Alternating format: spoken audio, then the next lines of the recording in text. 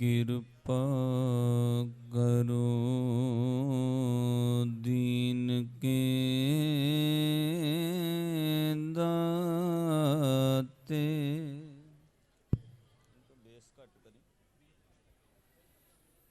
मेरा गुण अवगण न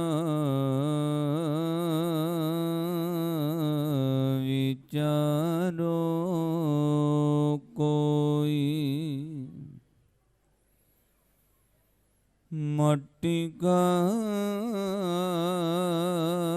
क्या तोपे स्वामी,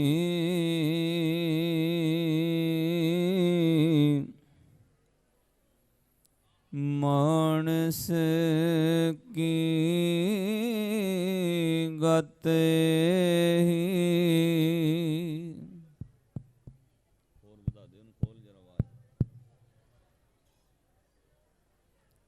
कोट पराध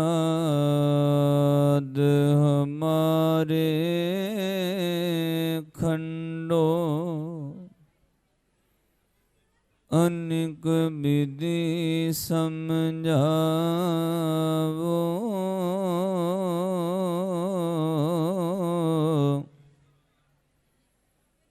हम ज्ञान अल्प मत थोरी,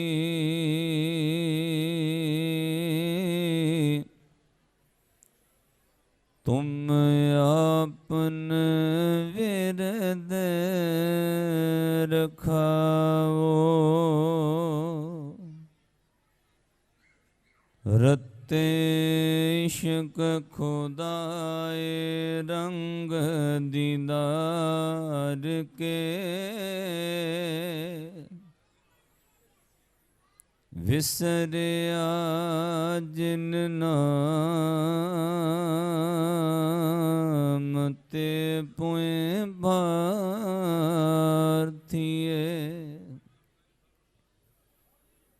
आप लिए लड़ लाए दर दरवेश से,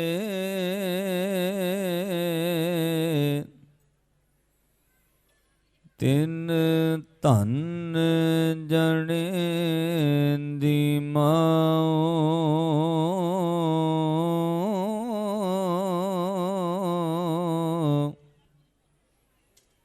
आए सफल से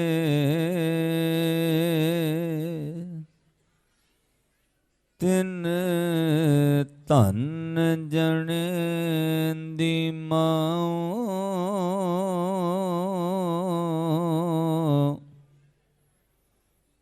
आए सफल से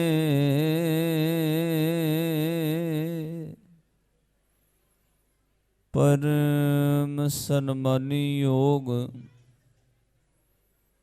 जुगो जुग टल चवर छत्र तख्त दे मालिक, दया सिंध कृपा निध गुरता गद्दी ते विराजमान सतगुरु। धन धन आद साहिब श्री गुरु ग्रंथ साहिब महाराज जी दी पावन पवित्र हजूरी अंदर जुड़ बैठे सर्वत्र माई भाई बहुत वड्डियां भागां वाले हो, जो ब्रह्म ज्ञानी श्रीमान संत बाबा अजीत सिंह जियां दी मिठी प्यारी याद दे अंदर शरधा भावना दे नाल हाजरियां भर के लाहे प्राप्त करन दा सफल यतन कर रहे हो। बहुत ही प्यार दे नाल गुरु ग्रंथ साहिब महाराज जी दी गोद अंदर जुड़ बैठ ਸਵੇਰ ਤੋਂ ਸਜੇ ਹੋਏ ਦੀਵਾਨਾਂ ਦੇ ਅੰਦਰ ਆਪ ਜੀਆਂ ਨੇ ਇਲਾਹੀ ਬਾਣੀ ਦੇ ਰਸ ਪਿੰਨੇ ਸ਼ਬਦ ਕੀਰਤਨ ਗੁਰਮਤਿ ਵਿਚਾਰਾਂ ਸਰਵਣ ਕੀਤੀਆਂ ਹਨ। ਕਿਸਾਨੀ ਅੰਦੋਲਨ ਦੇ ਉਹ ਕਿਸਾਨ ਆਗੂਆਂ ਦੇ ਪਾਸੋਂ ਵੀ ਕੁਝ ਵਿਸ਼ੇਸ਼ ਵਿਚਾਰਾਂ ਸੁਣੀਆਂ ਹਨ। ਆਓ ਸਾਧ ਸੰਗਤ ਕੁਝ ਕੁ ਮਿੰਟਾਂ ਵਾਸਤੇ ਆਪੋ ਆਪਣੀ ਸੁਰਤੀ ਵਿਰਤੀ ਇਕਾਗਰ ਕਰੋ। ਕਾਕਾ ਬਜਾ ਆਵਾਜ਼ ਖੋਲ, ਤੇਰਾ ਪ੍ਰਾਈਵੇਟ ਹੈ, ਖੋਲ ਦੇ ਆਵਾਜ਼। ਕੁਝ ਕੁ ਮਿੰਟਾਂ ਵਾਸਤੇ ਆਪੋ ਆਪਣੀ ਸੁਰਤੀ ਵਿਰਤੀ ਇਕਾਗਰ ਕਰੋ। ਗੁਰਮਤਿ ਵਿਚਾਰਾਂ ਨਾਲ ਸਾਂਝ ਬਣਾਈਏ। ਇੱਕ ਵਾਰ ਸਾਰੀ ਸੰਗਤ ਕਰੋ ਕਿਰਪਾਲਤਾ, ਬਖਸ਼ੋ ਆਸੀਸ। ਦੋਵੇਂ ਹੱਥ ਜੋੜ ਕੇ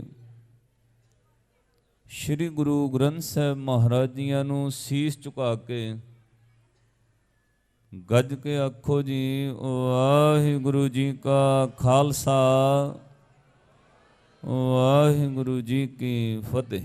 ਗੱਜ ਕੇ ਆਖਿਆ ਕਰੋ, ਵਾਹਿਗੁਰੂ ਜੀ ਕਾ ਖਾਲਸਾ, ਵਾਹਿਗੁਰੂ ਜੀ ਕੀ ਫਤਿਹ।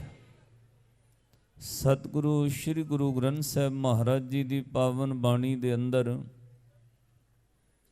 ਸੰਤ ਦੀ ਬਹੁਤ ਵਡਿਆਈ ਮਹਿਮਾ ਕੀਤੀ ਗਈ ਹੈ। ਔਰ ਫਿਰ ਧੰਨ ਗੁਰੂ ਅਰਜਨ ਦੇਵ ਮਹਾਰਾਜ ਜੀ ਬਹੁਤ ਵਡਿਆਈ ਕਰਨ ਤੋਂ ਬਾਅਦ ਵੀ ਕਹਿੰਦੇ ਹਨ, ਭਾਈ ਸੰਤ ਦੀ ਮਹਿਮਾ ਕਥਨ ਤੋਂ ਬਾਹਰ ਹੈ। ਕਿਉਂ ਕਥਨ ਤੋਂ ਬਾਹਰ ਹੈ? ਕਿਉਂਕਿ ਸਰੀਰਧਾਰੀ ਸੰਤ ਸਰੀਰ ਵਿੱਚ ਰਹਿੰਦਿਆਂ ਇਸ ਦੁਨੀਆ ਦੇ ਮੰਡਲ ਦਾ ਵਾਸੀ ਨਹੀਂ ਰਹਿੰਦਾ, ਉਹ ਕਿਸੇ ਹੋਰ ਦੁਨੀਆ ਦਾ ਵਾਸੀ ਹੁੰਦਾ ਹੈ। ਉਹਦਾ ਸਰੀਰ ਸੰਸਾਰ ਦੇ ਲੋਕਾਂ ਨੂੰ ਨਜ਼ਰ ਆਉਂਦਾ ਹੈ, ਪਰ ਸਾਧ ਸੰਗਤ ਉਹਦੀ ਸੁਰਤੀ ਦਾ ਵਾਸਾ ਕਿਤੇ ਹੋਰ ਹੁੰਦਾ ਹੈ। ਜਦੋਂ ਉਹ ਸੁਰਤ ਲਗਾਤਾਰ ਇੱਕ ਰਸ ਉਸ ਅਕਾਲ ਪੁਰਖ ਵਾਹਿਗੁਰੂ ਵਿੱਚ ਅਭੇਦ ਹੋ ਜਾਂਦੀ ਹੈ, ਫਿਰ ਪਾਤਸ਼ਾਹ ਸ੍ਰੀ ਗੁਰੂ ਅਰਜਨ ਦੇਵ ਮਹਾਰਾਜ ਕਹਿੰਦੇ ਨੇ, ਦੁਨੀਆ ਦੇ ਲੋਕੋ, ਇੱਕ ਧਰਤੀ ਉੱਤੇ ਬਹੁਤ ਵੱਡੀ ਕਰਾਮਾਤ ਵਰਤਦੀ ਹੈ। ਉਹ ਕਰਾਮਾਤ ਇਹ ਹੈ ਕਿ ਉਹ ਸਰੀਰਧਾਰੀ ਸੰਤ ਵਿੱਚ ਤੇ ਰੱਬ ਵਿੱਚ ਕੋਈ ਭੇਦ ਹੀ ਨਹੀਂ ਰਹਿੰਦਾ, ਉਹ ਰੱਬ ਵਰਗਾ ਹੋ ਜਾਂਦਾ ਹੈ।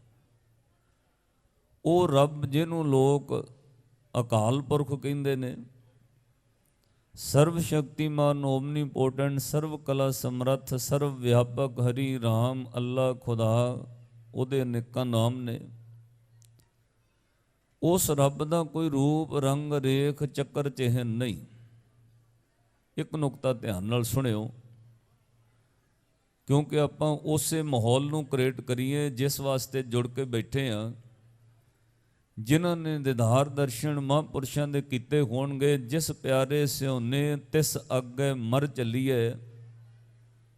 ਮੈਨੂੰ ਪਤਾ ਹੈ ਸਵੇਰ ਤੋਂ ਲੈ ਕੇ ਹੁਣ ਤੱਕ ਜਿਨ੍ਹਾਂ ਨੂੰ ਅੰਦਰੋਂ ਨੇਹ ਹੈ, ਕਈ ਵਾਰ ਯਾਦ ਆਈ ਤੇ ਅੱਖਾਂ ਹੰਝੂਆਂ ਨਾਲ ਭਰੀਆਂ ਹੋਣਗੀਆਂ। ਮੈਂ ਉਹਨਾਂ ਗੁਰਮੁਖਾਂ ਦੇ ਦਰਸ਼ਨ ਕੀਤੇ ਨੇ ਜਿਨ੍ਹਾਂ ਨੂੰ ਸਾਧ ਸੰਗਤ ਪਿਛਲੇ ਕੁਝ ਸਾਲਾਂ ਤੋਂ, ਜਦੋਂ ਤੋਂ ਬਾਬਾ ਜੀ ਸਰੀਰ ਕਰਕੇ ਗਏ ਨੇ, ਨਵੇਂ ਸਾਲ ਦੀ ਕੋਈ ਵਧਾਈ ਦੇਵੇ ਤਾਂ ਉਹ ਕਹਿੰਦੇ ਨੇ, ਮੈਨੂੰ ਵਧਾਈਆਂ ਨਾ ਦਿਓ, ਇਹ ਨਵਾਂ ਸਾਲ ਹੋਏਗਾ ਲੋਕਾਂ ਵਾਸਤੇ ਜਿਨ੍ਹਾਂ ਦੇ ਸੱਜਣ ਜਿਸ ਦਿਨ ਤੁਰ ਜਾਂਦੇ ਨੇ, ਉਹ ਉਸ ਦਿਨ ਵਧਾਈਆਂ 'ਚ ਨਹੀਂ ਜਿਉਂਦੇ। ਜਿਨ੍ਹਾਂ ਦੇ ਅੰਦਰ ਦੇ ਉਹ ਪਿਆਰ ਵਾਲੇ ਪਿਆਰੇ ਜਿਸ ਦਿਨ ਤੁਰ ਜਾਂਦੇ ਨੇ, ਉਸ ਦਿਨ ਵਧਾਈਆਂ ਵੀ ਉਹਨਾਂ ਨੂੰ ਵਧਾਈਆਂ ਨਹੀਂ ਲੱਗਦੀਆਂ। ਕਿਉਂਕਿ ਸੱਜਣ ਮੇਰੇ ਰੰਗਲੇ ਜਾਏ ਸੁੱਤੇ ਜੀਰਾਨ, ਹਮੀ ਵੰਝਾਂ ਡੋਮਣੀ ਰੋਵਾਂ ਝੀਣੀ ਬਾਣ। ਝੀਣੀ ਬਾਣ ਦਾ ਅਰਥ ਹੁੰਦਾ ਅੰਦਰੋਂ ਵਿਰਾਗ ਵਿੱਚ ਹਟਕੋਰੇ ਲੈ ਕੇ ਰੋਣਾ। ਅੰਦਰੋਂ ਬਾਰ-ਬਾਰ ਕੁਝ ਮਿੰਟਾਂ, ਕੁਝ ਘੜੀਆਂ ਬਾਅਦ ਉਹਦੀ ਯਾਦ ਦਾ ਉਬਾਲਾ ਉੱਠਣਾ ਤੇ ਉਹਦੀਆਂ ਅੱਖਾਂ ਤਰ ਹੋ ਜਾਣੀਆਂ, ਉਹਦੀਆਂ ਅੱਖਾਂ ਵਿੱਚ ਵਿਰਾਗ ਆ ਜਾਣਾ। ਇਹ ਹੈ ਸੱਜਣ ਨਾਲ ਪਿਆਰ। ਜਿਨ੍ਹਾਂ ਨੇ ਉਹਨਾਂ ਦਾ ਪਿਆਰ ਮਾਣਿਆ, ਉਹ ਇਸ ਵਿਰਾਗ ਤੋਂ ਖਾਲੀ ਰਹਿ ਹੀ ਨਹੀਂ ਸਕਦੇ। ਜਿਨ੍ਹਾਂ ਜਿਨ੍ਹਾਂ ਨੂੰ ਯਾਦ ਆਈ, ਅੱਖਾਂ ਵਿਰਾਗ ਵਿੱਚ ਜ਼ਰੂਰ ਤਰ ਹੋਈਆਂ ਨੇ। मैं साध संगत एक सज्जन नाल सवेर तो कुछ घड़ियां गल कीती है और जिन्ना चिर उहदे नाल गल होई है उन्नी देर रोना बंद नहीं होया। ये प्रेम दीयां खेडां ने। शायद असीं किसी होर दुनिया विच गवाच गए हाँ। आओ साध संगत तो सरस विच जुड़िए। साधु कौन है? जिहदा शरीर इत्थे रहिंदा है पर सुरती दा वासा किसी होर मंडल विच है। लगातार सुरत अकाल पुरख विच रहण करके एक दिन करामात वरतदी है। वो शरीर धारी संत रब हो जाता है, जिहड़े रब नूं दुनिया ने कदे वेख्या नहीं। ना रूप, ना रंग, ना चक्कर, ना चेहर, ना वर्ण, रूप ना रेख, ना रंग किश। त्रै गुण ते प्रभ भिन्न। रब दा दुनिया ते कोई प्रतख प्रमाण नहीं कि रब है भी या नहीं है, कोई प्रगट नहीं कर सकता। पर जिहड़े रब विच समा गए उन्हां दा जीवन दसदा कि इहनूं कुछ हो गया, ये रब है। उहदे विचों रब दी झलक पैंदी है। उंज रब दा कोई रूप रंग रेख नहीं। रूप ना रेख ना रंग किश। त्रै गुण ते प्रभ भिन्न। तिसै बुझाए नानका जिस होवे सो प्रसन्न। इनू 10वें पातशाह लिखते ने, चक्कर चिहन अर वर्ण जात अर पात नाहिन जे। रूप रंग अर रेख भेख को कह ना सकत कहे। अचल मूर तन पौ प्रकाश में तोज कहिजै। कोट इंदर इंद्रान शाह शाहान गणिजै। एक पातशाह का हुक्मनामा आउंदा है जैतसरी राग अंदर। ਉਹਦੀ शुरुआत ਹੁੰਦੀ है, देहो संदेसरो कहियो प्रिया कहियो। भाई मैनू कोई मेरे प्यारे दा सुनिया दिओ, मैनू कोई मेरे प्यारे दी गल सुनाओ, मैनू कोई उस प्यारे सज्जन दी कोई बात कोई सुनिया दिओ। वो प्यारा किहो जिहा है? दिओ संदेसरो प्रिया कहियो कहियो। को कहत सब बाहर बाहर, को कहत सब महीओ। कोई कहंदा वो बाहर वसदा है, कोई कहंदा वो सारियां दे अंदर वसदा है। दसो तां सही ओहदा कोई सुनिया दिओ, वो कित्थे हुण रहिंदा है। को कह तो सब बाहर बाहर, को कह तो सब मैयो। सर्व निवासी घट घट वासी, लेप नहीं अलपइयो। नाले कहंदे वो सारियां विच वसदा है, वो सर्व निवासी है, फिर वो सब तो निर्लेप है। दसो बई भैणों ਉਹਦਾ कोई सुनिया दिओ। ए सखियों सहेलियों दसो ਉਹਦਾ कोई सुनिया। पर हाँ एक झलक पैंदी है, वो किहड़ी? कहंदे सुहागण शांत बुझहियो। जिन्हां ने ਉਹਦਾ प्यार माणिया बस उन्हां दी शांति, उन्हां दा सहज, उन्हां दा टकाओ ये दसदा है कि इहदे घर दे अंदर वो प्यारा फेरा पा गया है। खडूर साहब की धरती ते ना धन श्री गुरु अंगद दे महाराज गुरु बन के आए। करतारपुर साहब की धरती ते श्री गुरु नानक साहब महाराज सचखंड बयाना कर गए और गुरु अंगद दे महाराज जी इस विछोड़े नूं बहुत गहराई तो हिरदे अंदर लै गए। पातशाह नूं कुछ चंगा ना लगा। दुनिया साध संगत कोई अहुदा मिल जाए ना खुशियां मनाउंदी है, बोर्ड लगते ने, जयकारे हुंदे ने, बई मेरे नां दे बोर्ड लाओ, मैनूं अहुदा मिलिया है, फलाने दी जगह उत्ते मैनूं गद्दी मिली है, मेरे वास्ते बोर्ड लगने चाहिए ने। पर धन श्री गुरु अंगद देव महाराज नूं गुरता गद्दी प्राप्त हो गई और धन गुरु नानक साहब महाराज 5 दिन बाद सचखंड बयाना कर गए। श्री गुरु अंगद देव महाराज इन्ने विराग में चले गए कि जिस प्यारे स्योने तिस अगे मर चलीए। त्रिग जीवन संसार तक पातशाह जीवना। गुरु अंगद देव महाराज नूं कोई चंगा ना लगा। पातशाह करतारपुर साहब छड्ड के कल्ले ही तुर पे, किसी नूं कोई पता नहीं। ਹਜ਼ੂਰ ਚਲਦਿਆਂ ਚਲਦਿਆਂ ਆ ਕੇ ਆਪਣੇ ਭੂਆ ਦੇ ਪਿੰਡ, ਜਿਹੜਾ ਮਹਾਰਾਜ ਦਾ ਨਗਰ ਸੀ, ਖਡੂਰ ਸਾਹਿਬ ਆ ਕੇ ਆਪਣੀ ਭੂਆ ਦੇ ਘਰ ਆ ਗਏ। ਔਰ ਜਦੋਂ ਮਹਾਰਾਜ ਉਸ ਮਾਤਾ ਭਰਾਈ ਦੇ ਘਰ ਆਏ ਨਾ, ਜਿਹੜੇ ਰਿਸ਼ਤੇ ਵਿੱਚ ਭੂਆ ਲੱਗਦੇ ਸੀ, ਇੱਕੋ ਗੱਲ ਕਹੀ, ਕਹਿੰਦੇ ਭੂਆ ਜੀ ਅਸੀਂ ਤੁਹਾਡੇ ਘਰ ਤਾਂ ਰਹਿਣਾ ਜੇ ਤੁਸੀਂ ਵਾਅਦਾ ਕਰੋ ਕਿ ਕਿਸੇ ਨੂੰ ਦੱਸੋਗੇ ਨਹੀਂ ਕਿ ਗੁਰੂ ਅੰਗਦ ਦੇਵ ਸਾਡੇ ਘਰ ਨੇ। ਪਾਤਸ਼ਾਹ ਦਾ ਜੀ ਨਾ ਕੀਤਾ ਕਿਸੇ ਨਾਲ ਗੱਲ ਕਰ। ਬੜੇ ਵਿਰਾਗ ਵਿੱਚ ਹੰਬੀ ਵੰਝਾ ਡੋਮਣੀ ਰੋਵਾਂ ਝੀਣੀ ਵਾਹਣ, ਅਤਿਅੰਤ ਵਿਰਾਗ ਵਿੱਚ ਗੁਰੂ ਅੰਗਦ ਦੇ ਮਹਾਰਾਜ ਖਡੂਰ ਸਾਹਿਬ ਆ ਗਏ। ਮਾਤਾ ਭਰਾਈ ਦੇ ਘਰ ਬਹਿ ਗਏ। ਸੰਗਤ ਵਿੱਚ ਦਿਨ ਚੜਿਆ, ਰੌਲਾ ਪੈ ਗਿਆ, ਕਹਿੰਦੇ ਗੁਰੂ ਅੰਗਦ ਦੇ ਮਹਾਰਾਜ ਨਹੀਂ ਲੱਭਦੇ, ਕਿੱਧਰ ਚਲੇ ਗਏ ਨੇ। ਇੱਧਰ ਉੱਧਰ ਭਾਲ ਕੀਤੀ, ਕਿਸੇ ਨੂੰ ਖਬਰ ਨਾ ਮਿਲੀ, ਸੰਗਤ ਲੱਭਦੀ ਰਹੀ। ਜਦੋਂ ਕਿਸੇ ਨੂੰ ਗੁਰੂ ਅੰਗਦ ਦੇ ਮਹਾਰਾਜ ਦਾ ਕੋਈ ਥੋਂ ਪਤਾ ਲੱਗਾ, ਫਿਰ ਕੋਈ ਸੰਗਤ ਦੇ ਪਿਆਰੇ ਗੁਰਸਿੱਖ ਉਹਨਾਂ ਕਿਹਾ ਚਲੋ ਬਾਬਾ ਬੁੱਢਾ ਸਾਹਿਬ ਦੇ ਪਿੰਡ ਚਲੀਏ, ਬਾਬਾ ਬੁੱਢਾ ਸਾਹਿਬ ਨੂੰ ਬੇਨਤੀ ਕਰਦੇ ਆ। ਇਹ ਗੱਲ ਬਾਬਾ ਬੁੱਢਾ ਸਾਹਿਬ ਤੋਂ ਛੁਪੀ ਨਹੀਂ ਰਹਿ ਸਕਦੀ, ਕਿਉਂਕਿ ਗੁਰੂ ਨਾਨਕ ਸਾਹਿਬ ਮਹਾਰਾਜ ਉਹਨਾਂ ਨੂੰ ਬਚਨ ਕਹਿੰਦੇ ਹੁੰਦੇ ਸੀ, ਬੁੱਢਿਆ ਤੇਰੇ ਤੋਂ ਕਦੇ ਓਲੇ ਨਾ ਹੋਸੀ, ਜਿੱਥੇ ਤੇਰਾ ਵਾਸਾ ਬੁੱਢਿਆ ਉੱਥੇ ਗੁਰੂ ਨਾਨਕ ਦਾ ਵਾਸ ਹੈ, ਬੁੱਢਿਆ ਤੇਰੇ ਤੋਂ ਕਦੇ ਗੁਰੂ ਨਾਨਕ ਓਲੇ ਨਾ ਹੋਸੀ। ਸੰਗਤ ਦੇ ਸਿੱਖਾਂ ਕਿਹਾ ਬਾਬਾ ਬੁੱਢਾ ਸਾਹਿਬ ਨੂੰ ਜ਼ਰੂਰ ਪਤਾ ਹੋਣਾ ਗੁਰੂ ਅੰਗਦ ਦੇਵ ਜੀ ਕਿੱਥੇ। ਕਥੂ ਨੰਗਲ ਆ ਗਏ, ਧੰਨ ਬਾਬਾ ਬੁੱਢਾ ਸਾਹਿਬ ਜੀ ਨੂੰ ਬੇਨਤੀ ਕੀਤੀ। ਕਹਿੰਦੇ ਜੀ ਗੁਰੂ ਨਾਨਕ ਸਾਹਿਬ ਮਹਾਰਾਜ ਨੇ ਗੁਰਤਾ ਗੱਦੀ ਗੁਰੂ ਅੰਗਦ ਦੇ ਮਹਾਰਾਜ ਨੂੰ ਦੇਤੀ, ਆਪ ਗੁਰੂ ਨਾਨਕ ਦੇ ਮਹਾਰਾਜ ਸੱਚਖੰਡ ਭਿਆਨਾ ਕਰ ਗਏ। ਹੁਣ ਪਤਾ ਨਹੀਂ ਗੁਰੂ ਅੰਗਦ ਦੇ ਮਹਾਰਾਜ ਨੂੰ ਕੀ ਹੋ ਗਿਆ, ਉਹ ਰਾਤ ਦੇ ਮਿਲਦੇ ਨਹੀਂ।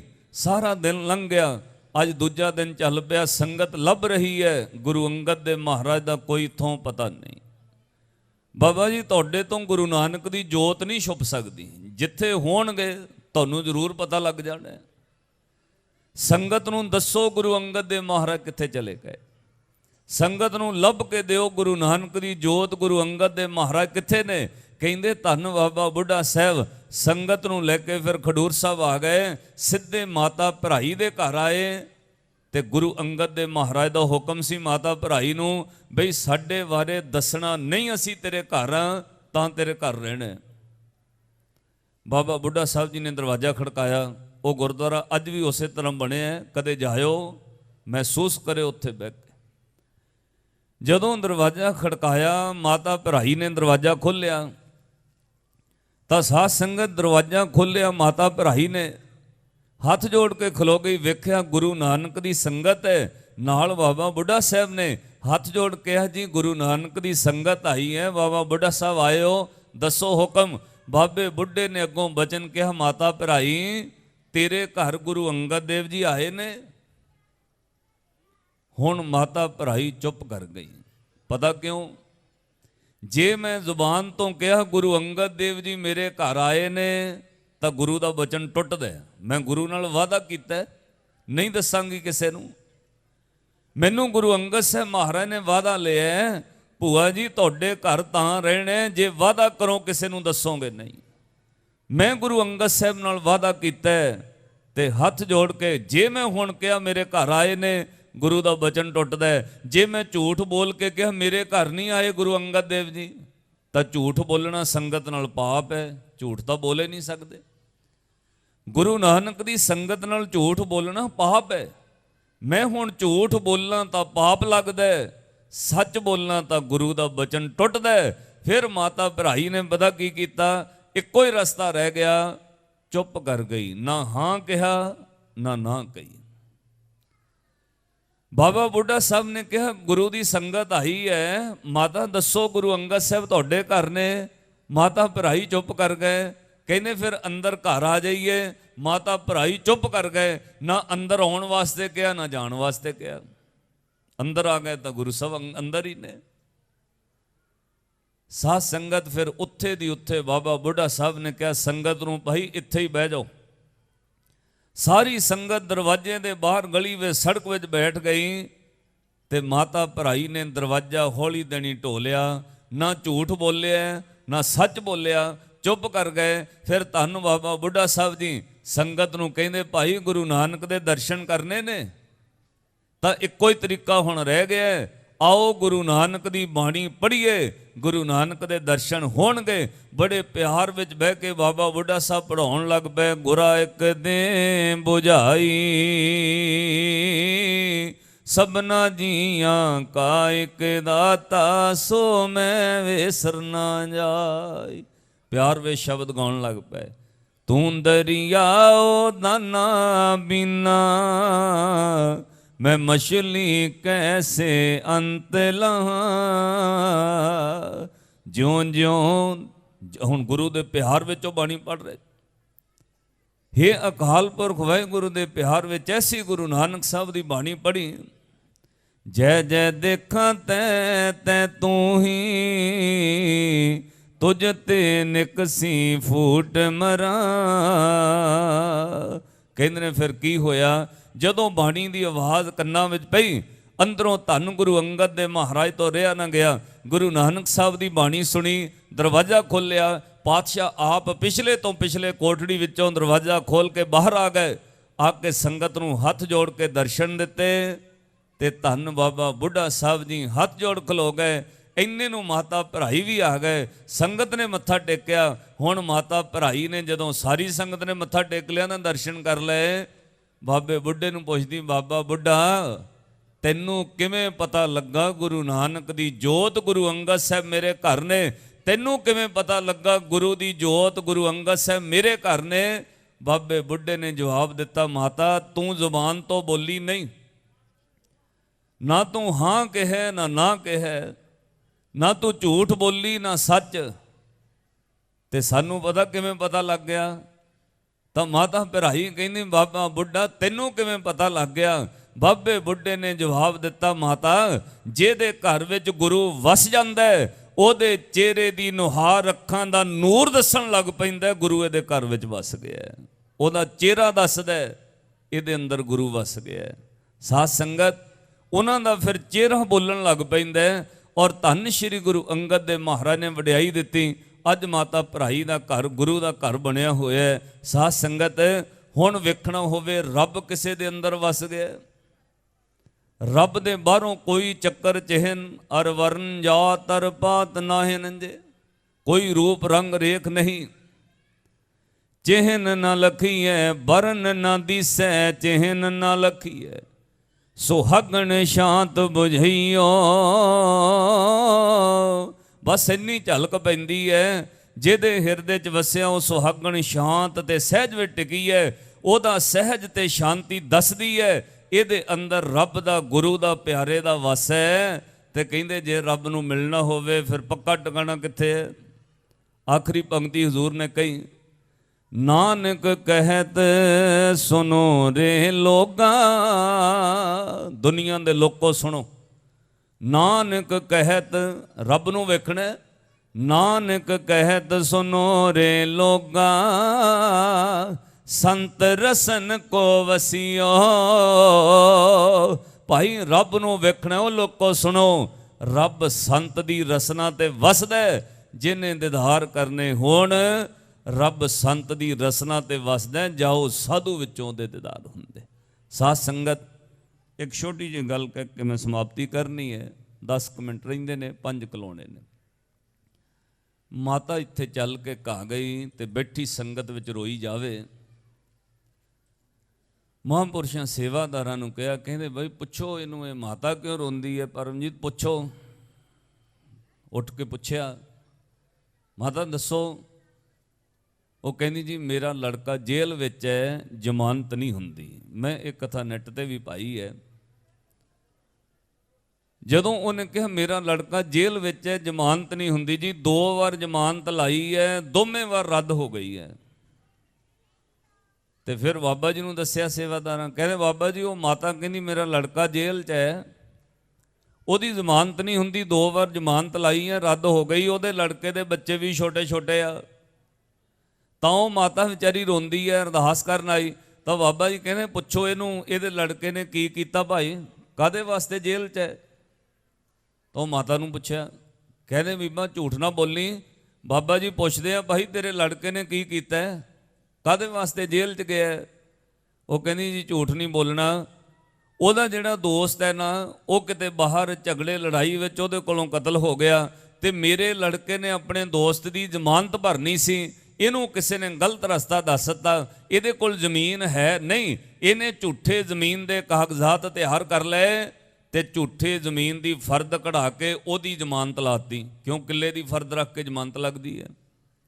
ਮੇਰੇ ਲੜਕੇ ਕੋਲ ਜ਼ਮੀਨ ਹੈ ਨਹੀਂ ਸੀ ਨਾਂ ਤੇ, ਇਹਨੇ ਝੂਠੀ ਫਰਦ ਕਿਸੇ ਦੇ ਹੋਰ ਦੇ ਨਾਂ ਦੀ, ਆਪਣੇ ਨਾਂ ਦੀ ਕਢਾ ਕੇ ਉਹ ਫਰਦ ਲਾ ਕੇ ਆਪਣੇ ਦੋਸਤ ਦੀ ਜ਼ਮਾਨਤ ਭਰਤੀ, ਤੇ ਕਹਿੰਦੀ ਜੀ ਉਹਦੀ ਸ਼ਿਕਾਇਤ ਹੋ ਗਈ, ਜੱਜ ਨੇ ਤਫਤੀਸ਼ ਕਰ ਲਈ। ਹੁਣ ਜੱਜ ਦੇ ਕੋਲ ਕਿਸੇ ਦੀ ਝੂਠੀ ਜ਼ਮਾਨਤ ਦੇਣੀ ਇਹ ਵੀ ਇੱਕ ਅਪਰਾਧ ਸੀ। ਕਹਿੰਦੇ ਜੱਜ ਨੇ ਫਿਰ ਉਹਨੂੰ ਜੀ ਸਜ਼ਾ ਕਰ ਦਿੱਤੀ। ਪਤਾ ਨਹੀਂ ਕੀ ਲਿਖ ਦਿੱਤਾ ਜੱਜ ਸਾਹਿਬ ਨੇ, ਜ਼ਮਾਨਤ ਨਹੀਂ ਹੁੰਦੀ ਮੇਰੇ ਲੜਕੇ ਦੀ। ਜਿਹਦੀ ਝੂਠੀ ਜ਼ਮਾਨਤ ਲਾਈ ਕਤਲ ਵਾਲੇ ਦੀ, ਉਹਦੀ ਉਹਨੇ ਕਰਵਾ ਵੀ ਲਈ ਕਿਤੇੋਂ, ਤੇ ਕਹਿੰਦੀ ਮੇਰਾ ਲੜਕਾ ਫਸ ਗਿਆ ਜੀ ਜ਼ਮਾਨਤ ਦੇਣ ਵਿੱਚ, ਉਹਦੀ ਜ਼ਮਾਨਤ ਨਹੀਂ ਹੋ ਰਹੀ। ਤਾਂ ਬਾਬਾ ਜੀ ਨੂੰ ਜਦੋਂ ਦੱਸਿਆ ਨਾ ਇਹ ਗੱਲ, ਤਾਂ ਬਾਬਾ ਜੀ ਕਹਿੰਦੇ ਅੱਛਾ, ਕਹਿੰਦੇ ਬਈ ਸੁਣ ਲਓ ਹੁਣ, ਦੂਜਿਆਂ ਨਾਲ ਗੱਲ ਫਿਰ ਸੇਵਾਦਾਰਾਂ ਨਾਲ, ਕਹਿੰਦੇ ਬਈ ਸੁਣ ਲਓ ਹੁਣ ਪਰਮ ਜੀ, ਸਾਰੇ ਜਣੇ ਸੁਣ ਲਓ ਆ ਗੱਲ ਮਾਤਾ ਦੀ। ਇਹਦਾ ਮਤਲਬ ਝੂਠਿਆਂ ਦੀ ਜ਼ਮਾਨਤ ਇੱਥੇ ਵੀ ਨਹੀਂ ਚੱਲਦੀ, ਉੱਥੇ ਤਾਂ ਫਿਰ ਕੀ ਚੱਲਣੀ ਹੈ?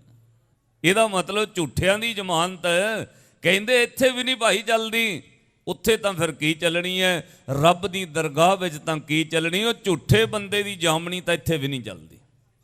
ਜੇ ਕੋਈ ਝੂਠਾ ਕਿਸੇ ਦੀ ਜਾਮਣੀ ਦਵੇ, ਉਹ ਇੱਥੇ ਵੀ ਸਜ਼ਾ ਦਾ ਹੱਕਦਾਰ ਹੈ, ਤੇ ਜੇ ਕੋਈ ਝੂਠਾ ਕਿਸੇ ਦੀ ਦਰਗਾਹ ਦੀ ਜਾਮਣੀ ਦੀ ਗੱਲ ਕਰੇ, ਉਹ ਰੱਬ ਦੀ ਦਰਗਾਹ ਵਿੱਚ ਵੀ ਸਜ਼ਾ ਦਾ ਹੱਕਦਾਰ ਹੈ। ਕਿਉਂ?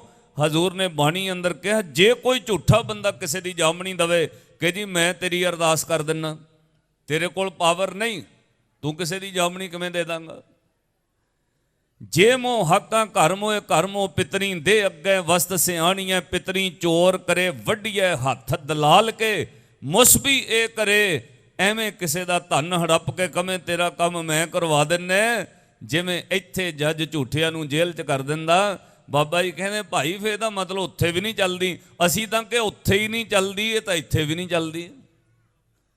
ਦੇਖੋ ਸਾਧੂਆਂ ਨੂੰ ਬਾਣੀ ਕਿਵੇਂ ਯਾਦ, ਕਹਿੰਦੇ ਵੱਡੀਏ ਹੱਥ ਦਲਾਲ ਕੇ ਮੁਸਬੀ ਇਹ ਕਰੇ, ਕਹਿੰਦੇ ਅਸੀਂ ਤਾਂ ਕਿ ਉੱਥੇ ਹੀ ਨਹੀਂ ਚੱਲਦੀ ਝੂਠਿਆਂ ਦੀ ਜ਼ਮਾਨਤ। ਭਾਈ ਝੂਠਿਆਂ ਦੀ ਤਾਂ ਇੱਥੇ ਵੀ ਨਹੀਂ ਚੱਲਦੀ।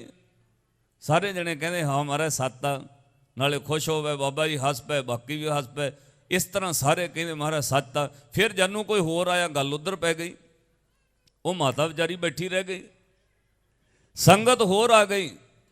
ਅਖੀਰ ਜਦੋਂ ਕਿੰਨਾ ਚਿਰ ਬਾਬਾ ਜੀ ਬੈਠੇ ਰਹੇ, ਸੰਗਤ ਹੋਰ ਆ ਗਈ, ਬਾਬਾ ਜੀ ਉੱਠ ਕੇ ਫਿਰ ਪਿੱਛੇ ਚਲੇ ਗਏ ਕੁੱਲੀ 'ਚ, ਤੇ ਉਹ ਮਾਤਾ ਵਿਚਾਰੀ ਉੱਥੋਂ ਉੱਠ ਕੇ ਲੰਗਰ ਛਕਿਆ ਚਲੀ ਗਈ, ਤੇ ਮਨ 'ਚ ਕਹਿੰਦੀ ਵੀ ਮੇਰੇ ਬਾਰੇ ਕੋਈ ਬਚਨੇ ਨਹੀਂ ਕੀਤਾ। ਜਿਹੜੀ ਗੱਲ ਨਹੀਂ ਮੈਂ ਆਈ ਉਹ ਤਾਂ ਗੱਲ ਹੀ ਨਹੀਂ ਕੀਤੀ ਬਾਬਾ ਜੀ ਨੇ। ਕੋਈ ਨਹੀਂ ਕੱਲ ਆ ਜਾਵਾਂਗੀ। ਅਗਲੇ ਦਿਨ ਮਾਤਾ ਫਿਰ ਆ ਗਈ, ਉਦਣ ਬਾਬਾ ਜੀ ਦੇ ਦਰਸ਼ਨ ਨਹੀਂ ਹੋਏ। ਇੱਕ ਦਿਨ ਰੁਕ ਕੇ ਕੇਲਿਆਂ ਦੀ ਦਰਜਨ ਚੁੱਕੀ, ਫਿਰ ਡੇਰੇ ਤੇ ਆ ਗਈ। ਤੇ ਜਦੋਂ 3-4 ਦਿਨ ਲਗਾਤਾਰ ਆਉਂਦੀ ਰਹੀ ਨਾ, ਫਿਰ ਚੌਥੇ ਇੱਕ ਦਿਨ ਬਾਬਾ ਜੀ ਬੈਠੇ ਸੀ ਬਾਹਰ, ਤੇ ਜਦੋਂ ਸਾਧ ਸੰਗਤ ਤੋਂ ਮਾਤਾ ਆਈ, ਬਾਬਾ ਜੀ ਕਹਿੰਦੇ ਬਈ ਪੁੱਛ ਭਾਈ ਇਹਨੂੰ ਪਰਮ ਜੀ ਦੇ ਬਾਰ-ਬਾਰ ਕਿਉਂ ਆਈ ਜਾਂਦੀ ਮਾਤਾ, ਇਹ ਰੋਜ਼ੇ ਕਿਉਂ ਆ ਜਾਂਦੀ ਆ? ਤਾਂ ਉਹਨੂੰ ਪੁੱਛਿਆ, ਕਹਿੰਦੇ ਮਾਤਾ ਬਾਬਾ ਜੀ ਕਹਿੰਦੇ ਤੂੰ ਰੋਜ਼ੇ ਕਿਉਂ ਆ ਜਾਂਦੀ? ਉਹ ਕਹਿੰਦੀ ਜੀ ਮੈਂ ਉਦਣ ਆਈ ਸੀ, ਮੇਰੀ ਤਾਂ ਕੋਈ ਗੱਲ ਹੀ ਨਹੀਂ ਬਣੀ। ਮੈਂ ਆਪਣੇ ਲੜਕੇ ਬਾਰੇ ਆਈ ਸੀ, ਜ਼ਮਾਨਤ ਨਹੀਂ ਹੁੰਦੀ ਮੇਰੇ ਲੜਕੇ ਦੀ, 2 ਛੋਟੇ ਛੋਟੇ ਉਹਦੇ ਬੱਚੇ ਨੇ, ਤੇ ਮੈਂ ਉਦਣ ਬਾਬਾ ਜੀ ਕੋਈ ਮੁੜ ਕੇ ਕੋਈ ਗੱਲ ਹੀ ਨਹੀਂ ਹੋਈ, ਉਹਨਾਂ ਨੇ ਕੋਈ ਬਚਨ ਨਹੀਂ ਕੀਤਾ, ਇਸ ਲਈ ਮੈਂ ਰੋਜ਼ ਆਉਣੀ ਵੀ ਕੋਈ ਬਚਨ ਕਰ ਦੇਣ। ਫਿਰ ਬਾਬਾ ਜੀ ਨੂੰ ਕਿਹਾ, ਕਹਿੰਦੇ ਜੀ ਉਹੀ ਮਾਤਾ ਹੈ ਜਿਹਦਾ ਮੁੰਡਾ ਜੇਲ੍ਹ ਵਿੱਚ ਹੈ, ਜ਼ਮਾਨਤ ਨਹੀਂ ਹੁੰਦੇ। ਤੇ ਹੁਣ ਸੁਣਿਓ ਪਤਾ ਕੀ ਕਿਹਾ ਮਹਾਂਪੁਰਖ, ਕਹਿੰਦੇ ਭਾਈ ਇਹਦਾ ਕੰਮ ਤਾਂ ਉਦਣੇ ਕਰ ਦਿੱਤਾ, ਪਰਸੋਂ ਚੌਥੇ, ਹੁਣੇ ਬਾਰ-ਬਾਰ ਕਿਉਂ ਆਉਂਦੀ ਹੈ? ਭਾਈ ਇਹਦਾ ਕੰਮ ਤਾਂ ਉਦਣੇ ਹੋ ਗਿਆ, ਹੁਣੇ ਬਾਰ-ਬਾਰ ਕਿਉਂ ਆਉਂਦੀ ਹੈ? ਇਹਨੂੰ ਕਹੇ ਬਾਰ-ਬਾਰ ਆਉਣ ਦੀ ਲੋੜ ਨਹੀਂ, ਇਹਦਾ ਕੰਮ ਤਾਂ ਉਦਣੇ ਹੋ ਗਿਆ। ਤੇ ਸੇਵਾਦਾਰ ਕੋਲ ਹੋ ਕੇ ਕਹਿੰਦੇ ਬੀਬੀ ਬਾਬਾ ਜੀ ਕਹਿੰਦੇ ਤੇਰਾ ਕੰਮ ਤਾਂ ਉਦਣੇ ਹੋ ਗਿਆ ਸੀ, ਤੂੰ ਬਾਰ-ਬਾਰ ਨਾ ਆਇਆ ਕਰ। ਕਹਿੰਦੀ ਗੱਲ ਤਾਂ ਉਦਣ ਕੋਈ ਕੀਤੀ ਨਹੀਂ, ਨਾ ਕਿਹਾ ਜ਼ਮਾਨਤ ਦੁਆਰਾ ਲਾ ਦਿਓ, ਨਾ ਕਿਹਾ ਵੇ ਹਾਈ ਕੋਰਟ ਚ ਲਾ ਦਿਓ ਜ਼ਮਾਨਤ ਹੋ ਜੇ, ਕੋਈ ਦੱਸਿਆ ਤਾਂ ਹੈ ਹੀ ਨਹੀਂ ਬਾਬਾ ਜੀ ਨੇ। ਮੇਰਾ ਕੰਮ ਕਿਵੇਂ ਹੋ ਗਿਆ? ਕੋਈ ਬਚਨੇ ਨਹੀਂ ਕੀਤਾ।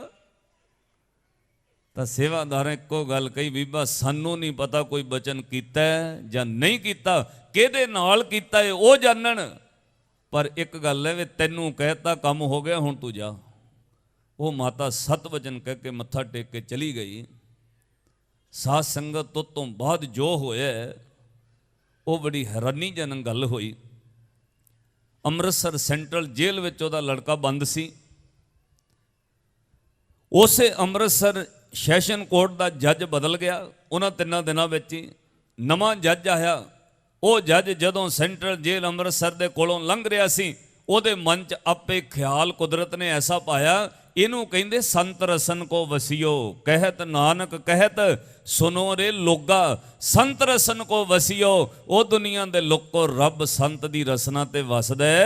ਹੁਣ ਉਹ ਜੱਜ ਦੀ ਬਦਲੀ ਹੋਈ, ਨਵਾਂ ਜੱਜ ਆਇਆ, ਜੇਲ੍ਹ ਮੋਹਰਿਓਂ ਲੰਘਿਆ, ਫੁਰਨਾ ਪੈ ਗਿਆ, ਕਹਿੰਦਾ ਜੇਲ੍ਹ ਦਾ ਮੜ ਜਾ ਨਿਰੀਖਣ ਕਰ ਚਲੀਏ। ਉਹਨੇ ਗੱਡੀ ਘੁਮਾਈ, ਡਰਾਈਵਰ ਨੂੰ ਕਹਿੰਦਾ ਜੇਲ੍ਹ ਚ ਲੈ ਜਾ। ਸੈਂਟਰਲ ਜੇਲ੍ਹ ਚ ਆ ਗਏ। ਦਵਾ ਦਵ ਜਿਹੜਾ ਜੇਲ੍ਹ ਸੁਪਰਡੈਂਟ ਉਹਨੂੰ ਨੱਠ ਭੱਜ ਪੈ ਗਈ। ਸੇਵਾਦਾਰ ਜਿਹੜੇ ਮੋਹਰੇ ਰੱਖੇ ਹੁੰਦੇ 2-4 ਉਹ ਕੈਦੀ ਹੁੰਦੇ ਉਹਨਾਂ ਕੋਲ, ਉਹਨਾਂ ਨੂੰ ਕਹਿੰਦੇ ਜਲ ਪਾਣੀ ਛਕਾਓ ਛੇਤੀ ਭਾਈ, ਚਾਹ ਬਣਾ ਕੇ ਲਿਆਓ, ਕੌਫੀ ਲਿਆਓ, ਜੱਜ ਸਾਹਿਬ ਲਈ ਪਾਣੀ ਲਿਆਓ। 3-4 ਸੇਵਾਦਾਰ ਜੇਲ੍ਹ ਸੁਪਰਡੈਂਟ ਨੇ ਆਫਿਸ ਵਿੱਚ ਬਿਠਾ ਲਿਆ ਜੱਜ ਸਾਹਿਬ ਨੂੰ। ਜਲ ਪਾਣੀ ਛਕਾਇਆ, ਚਾਹ ਕੌਫੀ ਛਕਾਈ। ਅੱਧਾ ਪੌਣਾ ਘੰਟਾ ਉਹ ਜੱਜ ਬੈਠਾ ਰਿਹਾ। ਉਹ ਜਿਹੜੇ 3-4 ਕੈਦੀ ਮੋਹਰੇ ਸੇਵਾ ਕਰਦੇ ਨਾ, ਉਹਨਾਂ ਵਿੱਚ ਹੀ ਉਹ ਨੌਜਵਾਨ, ਤੇ ਬਾਰ-ਬਾਰ ਜੱਜ ਦੀ ਨਜ਼ਰ ਉਹ ਨੌਜਵਾਨ ਮੁੰਡੇ ਵੱਲ ਜਾਵੇ। ਤੇ 35 ਮਿੰਟਾਂ ਬਾਅਦ ਜੱਜ ਨੇ ਪੁੱਛ ਹੀ ਲਿਆ, ਕਹਿੰਦੇ ਕਾਕਾ ਇੱਧਰ ਗੱਲ ਸੁਣ, ਤੇਰਾ ਚਿਹਰਾ ਦੱਸਦਾ ਨਹੀਂ ਵੇ ਤੂੰ ਕੋਈ ਕ੍ਰਾਈਮ ਕੀਤਾ ਹੋਵੇ, ਤੂੰ ਕਿਵੇਂ ਜੇਲ੍ਹ 'ਚ ਆਇਆ ਬਈ? ਉਹ ਕਹਿੰਦਾ ਜੱਜ ਸਾਹਿਬ ਮੈਂ ਆਪਣੇ ਦੋਸਤ ਦੀ ਝੂਠੀ ਜ਼ਮਾਨਤ ਦੇ ਦਿੱਤੀ, ਮੇਰੇ ਕੋਲ ਜ਼ਮੀਨ ਹੈ ਨਹੀਂ, ਮੈਂ ਝੂਠੀਆਂ ਫਰਦ ਕਿਸੇ ਦੇ ਮਗਰ ਲੱਗ ਕੇ ਬਣਵਾ ਲਈ, ਮੈਂ ਜ਼ਮਾਨਤ ਦੇ ਦਿੱਤੀ, ਪਤਾ ਲੱਗ ਗਿਆ ਜੱਜ ਸਾਹਿਬ ਨੇ ਮੈਨੂੰ ਫਰਾਡ ਵਿੱਚ 420 ਚ ਅੰਦਰ ਕਰਤਾ।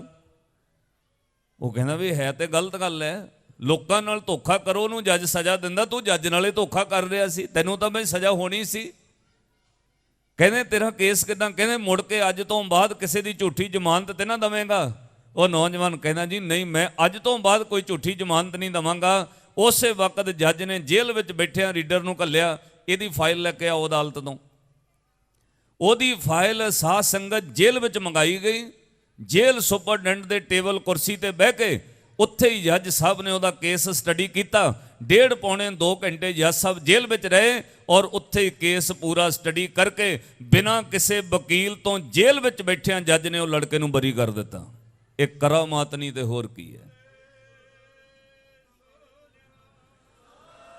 ਜਦੋਂ ਛਡਾਉਣ ਤੇ ਆਉਂਦੇ ਨੇ ਬਿਨਾਂ ਵਕੀਲਾਂ ਤੋਂ ਛਡਾ ਲੈਂਦੇ ਨੇ, ਕਿਉਂਕਿ ਜਿਨ੍ਹਾਂ ਨੂੰ ਸਾਧ ਸੰਗਤ ਤੁਸੀਂ ਅੱਜ ਯਾਦ ਕਰਨ ਲਈ ਬੈਠੇ ਹੋ, ਉਹ ਗੁਰੂ ਦੇ ਦਰ ਦੇ ਉਹ ਵਕੀਲ ਨੇ। ਇੱਥੇ ਦੁਨਿਆਵੀ ਵਕੀਲ ਦੀ ਕਿਸੇ ਸੈਸ਼ਨ ਕੋਰਟ ਜੱਜ ਅਦਾਲਤ ਵਿੱਚ ਚੱਲਦੀ ਹੋਏਗੀ, ਕੇਸ ਅਦਾਲਤਾਂ 'ਚ ਲੜਿਆ ਜਾਂਦਾ ਹੈ, ਪਰ ਮਾਫ ਕਰਿਓ ਜਿਨ੍ਹਾਂ ਦੀ ਯਾਦ ਤੁਸੀਂ ਬੈਠੇ ਹੋ, ਰੱਬ ਦੇ ਉਹ ਵਕੀਲ ਨੇ, ਜੇ ਜਾਮਣੀ ਦੇਣ ਤੇ ਆ ਜਾਣ ਤੁਹਾਡੀ ਦਰਗਾਹ ਤੱਕ ਦੇ ਸਕਦੇ ਨੇ। ਉਹਨਾਂ ਨੂੰ ਸਾਹਿਬ ਨੇ ਕਿਹਾ ਜਿਸ ਕਾ ਕੀਆ ਦਰਗਾਹ ਚੱਲੇ, ਭਾਈ ਜਿਨ੍ਹਾਂ ਦਾ ਕਿਹਾ ਦਰਗਾਹ ਵਿੱਚ ਚੱਲਦਾ, ਕਿਉਂਕਿ ਰੱਬ ਉਹਨਾਂ ਦੀ ਰਸਨਾ ਤੇ ਆ ਬਹਿੰਦਾ। ਨਾਨਕ ਕਹਿਤ ਸੁਨੋ ਰੇ ਲੋਗਾ, ਸੰਤ ਰਸਨ ਕੋ ਵਸਿਓ। ਸਾਧ ਸੰਗਤ ਫਿਰ ਜੱਜ ਨੂੰ ਜੇਲ੍ਹ ਵਿੱਚ ਆ ਕੇ ਉਹਨੂੰ ਬਰੀ ਕਰਨਾ ਪਿਆ। ਹੁਣ ਬੇਨਤੀ ਸਮਝੋ ਵੇ ਆਹ ਨੁਕਤਾ ਵੀ ਸੰਤਾਂ ਨੇ ਕਿਹਾ ਹੀ ਕੁਝ ਨਹੀਂ, ਮਹਾਂਪੁਰਸ਼ਾਂ ਨੇ ਨਾ ਮਾਈ ਨੂੰ ਕਿਹਾ ਵੀ ਜ਼ਮਾਨਤ ਲਾ ਦਿਓ, ਨਾ ਮਾਈ ਨੂੰ ਕਿਹਾ ਛੁੱਟ ਜਾਏਗਾ, ਨਾ ਮਾਈ ਨੂੰ ਕਿਹਾ ਕੋਈ ਗੱਲ ਨਹੀਂ ਉਹਨੇ ਬਰੀ ਹੋ ਜਾਣਾ, ਕਿਹਾ ਨਹੀਂ ਕੁਝ ਵੀ। ਫਿਰ ਇਹ ਕਿਵੇਂ ਕੰਮ ਕਿਵੇਂ ਹੋ ਗਿਆ? ਸਤਿਗੁਰ ਸੱਚੇ ਪਾਤਸ਼ਾਹ ਦੀ ਬਾਣੀ ਦਾ ਕੋਈ ਦਾਵਾ ਨਹੀਂ। ਇੱਕ ਅਰਥ ਕਹਿ ਕੇ ਮੈਂ ਤੁਹਾਡੇ ਸਾਹਮਣੇ ਉਹ ਪੰਕਤੀ ਰੱਖਾਂ ਜਿੱਥੇ ਹਜ਼ੂਰ ਕਹਿੰਦੇ ਸੰਤ ਨੂੰ ਬੋਲਣਾ ਨਹੀਂ ਪੈਂਦਾ, ਸੰਤ ਨੂੰ ਜ਼ੁਬਾਨ ਤੋਂ ਕਹਿਣਾ ਨਹੀਂ ਪੈਂਦਾ ਵੀ ਕੰਮ ਹੋ ਗਿਆ, ਕਹਿਣਾ ਵੀ ਨਹੀਂ ਪੈਂਦਾ। ਸੰਤ ਨੂੰ ਬੋਲਣਾ ਵੀ ਨਹੀਂ ਪੈਂਦਾ, ਸੰਤ ਨੂੰ ਜ਼ੁਬਾਨ ਤੋਂ ਕਹਿਣਾ ਹੀ ਕੁਝ ਨਹੀਂ ਪੈਂਦਾ। ਸੰਤ ਦੀ ਸੁਰਤੀ ਵਿੱਚ ਉਹ ਕੰਮ ਆ ਜਾਏ, ਤੁਹਾਡਾ ਦਰਗਾਹ ਤੱਕ ਉਹ ਕਰਕੇ ਦੇ ਦਿੰਦਾ। ਸਾਧ ਸੰਗਤ ਇੰਨੀ ਵੱਡੀ ਕਰਾਮਾਤ ਹੈ। ਆਪਣੀਆਂ ਅੱਖਾਂ ਕਿੱਥੋਂ ਤੱਕ ਵੇਖ ਸਕਦੀਆਂ? ਵੱਧ ਤੋਂ ਵੱਧ 20-30 ਫੁੱਟ, 40-50 ਫੁੱਟ, 100 ਫੁੱਟ ਤੱਕ ਦੇਖ ਲੈਣਗੀਆਂ, ਅੱਧ ਮੀਲ ਤੱਕ, 500 ਮੀਟਰ ਤੱਕ ਵੇਖ ਲੈਣਗੀਆਂ। ਸਾਧੂ ਦੀਆਂ ਅੱਖਾਂ ਪਤਾ ਕਿੱਥੋਂ ਤੱਕ ਵੇਖਦੀਆਂ? ਇੱਥੇ ਬੈਠਿਆਂ ਕਿਸੇ ਹੋਰ ਧਰਤੀ ਤੇ ਵੇਖ ਸਕਦੇ ਨੇ, ਇੱਥੇ ਬੈਠਿਆਂ ਕਿਸੇ ਹੋਰ ਦੇਸ਼ ਵਿੱਚ ਵੇਖ ਸਕਦੇ ਨੇ। ਸਾਡੀ ਜ਼ੁਬਾਨ ਉੱਥੋਂ ਤੱਕ ਆਵਾਜ਼ ਜਾਂਦੀ ਹੈ, ਸਾਧੂ ਦੀ ਆਵਾਜ਼ ਰਸਨਾ ਦੀ ਸਿੱਧੀ ਦਰਗਾਹ ਤੱਕ ਚਲੀ ਜਾਂਦੀ ਹੈ। ਸਾਧ ਸੰਗਤ ਸਾਡੇ ਹੱਥ ਬਹੁਤ ਨੇੜੇ ਤੱਕ ਕੰਮ ਕਰ ਸਕਦੇ ਨੇ, ਸਾਧੂ ਦੇ ਹੱਥ ਬਹੁਤ ਦੂਰ ਤੱਕ ਕੰਮ ਕਰਦੇ ਨੇ। ਕਿਤੇ ਲਿਖਿਆ ਹੋਇਆ ਆ ਪੰਕਤੀ ਪੜ੍ਹੋ, ਜਿੱਥੇ ਸਾਹਿਬ ਕਹਿੰਦੇ ਅੱਖੀਂ ਵਾਜੋਂ ਵੇਖਣਾ, ਉਹ ਬਿਨਾਂ ਅੱਖਾਂ ਤੋਂ ਵੇਖ ਲੈਂਦੇ ਨੇ। ਆਪਾਂ ਨਾ ਅੱਖਾਂ ਨਾਲ ਵੀ ਉੱਥੋਂ ਤੱਕ ਦਿਖਦਾ, ਤੇ ਸਾਧ ਸੰਗਤ ਤੋਂ ਬਿਨਾਂ ਕੰਨਾਂ ਤੋਂ ਸੁਣ ਲੈਂਦੇ ਨੇ। ਜੋ ਤੁਸੀਂ ਕਿਹਾ ਵੀ ਨਹੀਂ, ਮਨ 'ਚ ਕਹਿ ਕੇ ਆਏ ਹੋ ਨਾ, ਸਾਧੂ ਕੋਲ ਆ ਜਾਓ, ਤੁਹਾਨੂੰ ਦੱਸਣ ਤੇ ਆ ਜਾਏ, ਉਹਦੇ ਦੱਸ ਦੇਗਾ ਤੂੰ ਕੀ ਕਹਿੰਦਾ ਮਨ 'ਚ। ਇੰਨੀ ਗਹਿਰੀ ਸੁਰਤ ਹੈ ਸਾਧੂ ਦੀ, ਇੱਥੋਂ ਤੱਕ ਸੁਣ ਲੈਂਦਾ। ਅੱਖੀਂ ਬਾਝੋਂ ਵੇਖਣਾ ਬਿਨ ਕੰਨਾਂ, ਸੁਣਨਾ ਪੈਰਾਂ ਬਾਝੋਂ ਚੱਲਣਾ ਬਿਨ ਹੱਥਾਂ ਕਰਨਾ, ਜੀਭੇ ਬਾਝੋਂ ਬੋਲਣਾ ਓ ਜੀਵਤ ਮਰਨਾ, ਨਾਨਕ ਹੁਕਮ ਪਛਾਣ ਕੇ ਤੋ ਖਸਮ ਮਿਲਣਾ। ਭਾਈ ਉਹ ਖਸਮ ਨੂੰ, ਰੱਬ ਨੂੰ ਮਿਲ ਗਏ, ਉਹਨਾਂ ਵਿੱਚ ਤੇ ਰੱਬ ਵਿੱਚ ਭੇਦ ਨਹੀਂ ਰਿਹਾ। ਆਓ ਸਾਧ ਸੰਗਤ ਉਸ ਰੱਬ ਦੀ ਮੂਰਤ ਨੂੰ ਯਾਦ ਕਰਨ ਲਈ ਜੁੜ ਬੈਠੇ ਹੋ। ਜਿਨ੍ਹਾਂ ਨੇ ਪਿਆਰ ਮਾਣਿਆ, ਮੈਂ ਇਹ ਮਹਿਸੂਸ ਕਰਦਾ, ਉਹਨਾਂ ਨੂੰ ਵਿਰਾਗ ਵੀ ਜ਼ਰੂਰ ਆਉਂਦਾ। ਤੇ ਸਾਧ ਸੰਗਤ ਅਸਲ ਬਰਸੀ ਮਨਾਉਣ ਦਾ ਆਨੰਦ ਹੀ ਇਹ ਹੈ, ਤੁਹਾਨੂੰ ਆਪਣੇ ਪਿਆਰੇ ਦੀ ਯਾਦ ਵਿੱਚ ਵਿਰਾਗ ਤਾਂ ਆਉਣਾ ਚਾਹੀਦਾ। ਆਓ ਸਾਧ ਸੰਗਤ ਮਿਲ ਕੇ ਪਿਆਰ ਨਾਲ ਇੱਕ ਪੰਕਤੀ ਕਹੀਏ, ਫਿਰ ਸਮਾਪਤੀ ਹੈ। ਸਾਰੇ ਪਿਆਰ ਨਾਲ ਕਹੋ। ਜਿਨ੍ਹਾਂ ਨਾ ਵਿਸਰੈ ਨਾਮ ਸੇ ਕਨ੍ਹਈਆ, ਜਿਨ੍ਹਾਂ ਨਾ ਵਿਸਰੈ ਨਾਮ ਸੇ ਕਨ੍ਹਈਆ, ਜਿਨ੍ਹਾਂ ਨਾ ਵਿਸਰੈ ਨਾਮ,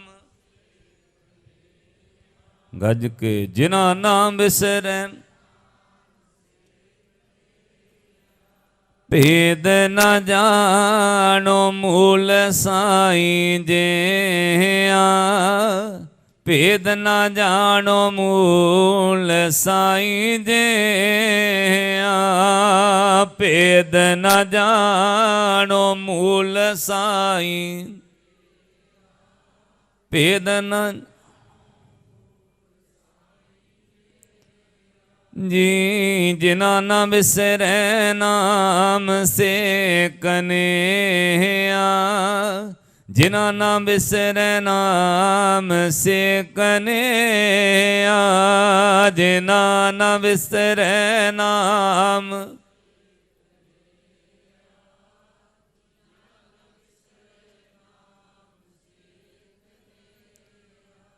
ਭੇਦ ਨਾ ਜਾਣੋ ਮੂਲ ਸਾਈਂ ਜੀਆ, ਭੇਦ ਨਾ ਜਾਣੋ ਮੂਲ ਸਾਈਂ ਜੀਆ, ਭੇਦ ਨਾ ਜਾਣੋ ਮੂਲ ਸਾਈਂ,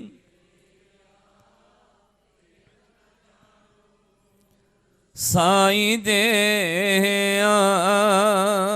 ਕਿਸੇ ਨੇ ਸ਼ਿਕਾਇਤ ਕਰਤੀ ਜੀ ਇਹਨਾਂ ਦਾ ਮੁੰਡਾ ਖਾੜਕੂ ਹੈ, ਉਹ ਫਲਾਨੇ ਪਿੰਡ ਜਿਹੜਾ ਕਤਲ ਹੋਇਆ ਜੀ ਉਹਨੇ ਕੀਤਾ। ਉਹ ਪਿੰਡ ਦੇ ਸਰਪੰਚ ਨੇ ਦੱਸ ਦਿੱਤਾ ਬਈ ਪੁਲਿਸ ਆਈ ਹੈ ਤੁਹਾਡੇ ਮੁੰਡੇ ਨੂੰ ਪੜ੍ਹਨ। ਮੈਂ ਤਾਂ ਇੱਕ ਵਾਰ ਰੋਕ ਦਿੱਤਾ, ਮੁੰਡੇ ਨੂੰ ਭਜਾ ਦਿਓ, ਤੇ ਸਾਧ ਸੰਗਤ ਤੋਂ ਨਹੀਂ ਮੁੰਡਾ ਭਜਾਤਾ ਘਰ ਵਾਲਿਆਂ ਨੇ। ਮੁੜ ਕੇ ਸ਼ਾਮਾਂ ਨੂੰ ਸਰਪੰਚ ਆਇਆ, ਕਹਿੰਦਾ ਭਾਈ ਜਿਨ੍ਹਾਂ ਦਾ ਲੜਕਾ ਕੋਈ ਖਾੜਕੂ ਹੋਵੇ ਨਾ, ਉਹ ਨਾ ਲੱਭੇ, ਘਰ ਦੀਆਂ ਧੀਆਂ ਭੈਣਾਂ ਨੂੰ ਚੱਕ ਕੇ ਲੈ ਜਾਂਦੇ ਆ ਪੁਲਿਸ ਵਾਲੇ। ਕਹਿੰਦੇ ਭਾਈ ਆਪਣੀਆਂ ਕੁੜੀਆਂ ਨੂੰ ਵੀ ਇੱਧਰ ਉੱਧਰ ਭੇਜ ਦਿਓ ਕਿਤੇ। ਤਾਂ ਸਾਧ ਸੰਗਤ ਤੋਂ ਨਹੀਂ 2 ਲੜਕੀਆਂ ਵੀ ਇੱਧਰ ਉੱਧਰ ਘਰ ਰਿਸ਼ਤੇਦਾਰੀ 'ਚ ਭੇਜ ਦਿੱਤੀਆਂ, ਤੇ ਆਪ ਬਜ਼ੁਰਗ ਮਾਈ ਤੇ ਉਹ ਵਿਚਾਰੇ ਦੋਏ ਰਹਿ ਗਏ। ਉਹਨੇ ਕਿਹਾ ਲੜਕੀਆਂ ਵੀ ਭੇਜ ਦਿੱਤੀਆਂ, ਲੜਕਾ ਵੀ ਘਰੋਂ ਭੱਜਿਆ। ਸਾਡੇ ਤੇ ਪਤਾ ਨਹੀਂ ਕਿਹਨੇ ਸ਼ਿਕਾਇਤ ਕਰਤੀ, ਕਿਹੜੀ ਕਰੋਪੀ ਹੋ ਗਈ। ਸਾਧ ਸੰਗਤ ਉਹ ਦੋਵੇਂ ਜਣੇ ਮਾਈ ਤੇ ਉਹ ਬਜ਼ੁਰਗ ਆ ਕੇ ਇੱਥੇ ਬਾਹਰ ਖੁੱਲੇ ਵਿਹੜੇ 'ਚ ਤਾਹੀਂ ਰੋ ਪਏ ਬਾਬਾ ਜੀ ਦੇ ਮੋਹਰੇ। ਕਹਿੰਦੇ ਅਸੀਂ ਕਿੱਥੇ ਲੁਕੀਏ ਜਾ ਕੇ, ਬਾਬਾ ਜੀ ਦੱਸੋ। ਧੀਆਂ ਘਰੋਂ ਅਸੀਂ ਲੁਕੋਤੀਆਂ, ਰਿਸ਼ਤੇਦਾਰੀ 'ਚ ਭੇਜਤੀਆਂ। ਲੜਕਾ ਸਾਡਾ 8 ਦਿਨ ਹੋ ਗਏ ਭੱਜਿਆ ਹੋਇਆ, ਬਾਬਾ ਜੀ ਅਸੀਂ ਕਿੱਥੇ ਜਾ ਕੇ ਲੁਕੀਏ ਦੱਸੋ। ਉਹ ਕਹਿੰਦੇ ਭਾਈ ਰੋਵੋ ਨਾ, ਕੀ ਹੋ ਗਿਆ। ਕਹਿੰਦੇ ਮਹਾਰਾਜ ਕਿੱਥੇ ਲੁਕੀਏ ਦੱਸੋ ਜਾ ਕੇ, ਪੁਲਿਸ ਛਾਪੇ ਮਾਰਦੀ ਹੈ, ਸਾਡੀਆਂ ਕੁੜੀਆਂ ਵੀ ਅਸੀਂ ਇੱਧਰ ਉੱਧਰ ਭੇਜ ਦਿੱਤੀਆਂ। ਉਹ ਕਹਿੰਦੇ ਜੇ ਲੜਕੀਆਂ ਹੱਥਾਂ ਲੜਕੀਆਂ ਨੂੰ ਚੁੱਕ ਕੇ ਲੈ ਜਾਂਦੇ, ਲੜਕਾ 8 ਦਿਨ ਹੋ ਗਏ ਘਰੋਂ ਮਹਾਰਾਜ ਭੇਜਿਆ ਹੋਇਆ, ਦੱਸੋ ਅਸੀਂ ਕਿੱਥੇ ਮਰੀਏ, ਅਸੀਂ ਕਿੱਥੇ ਲੁਕੀਏ। ਤਾਂ ਬਾਬਾ ਜੀ ਨੇ ਕਿਹਾ ਕਿਤੇ ਲੁਕਣ ਦੀ ਲੋੜ ਨਹੀਂ, ਤੁਸੀਂ ਕਾਹਲੇ ਲੁਕਣਾ। ਕਹਿੰਦੇ ਜਾਓ ਆਪਣੇ ਲੜਕੇ ਨੂੰ ਮੰਗਾਓ ਕਿੱਥੇ। ਤੇ ਸਾਧ ਸੰਗਤ ਲੜਕੇ ਨੂੰ ਮੰਗਾਇਆ, ਫਿਰ ਇਹਨੂੰ ਕਹਿੰਦੇ ਪਾਵਰ। ਤੇ ਸਾਧ ਸੰਗਤ ਕੋਲ ਸੱਦ ਕੇ ਕਿਹਾ, ਕਹਿੰਦੇ ਜਾ ਲੈ ਜਾ, ਇੱਥੋਂ ਸੇਵਾਦਾਰ ਨੂੰ ਕਿਹਾ ਸੀਏ ਸਟਾਫ ਵਿੱਚ ਇਹਨੂੰ ਪੇਸ਼ ਕਰ। ਕਹਿੰਦੇ ਜੀ ਉਹ ਤਾਂ ਲੱਤਾਂ ਪਾੜ ਦਿੰਦੇ ਕੁੱਟ ਕੇ।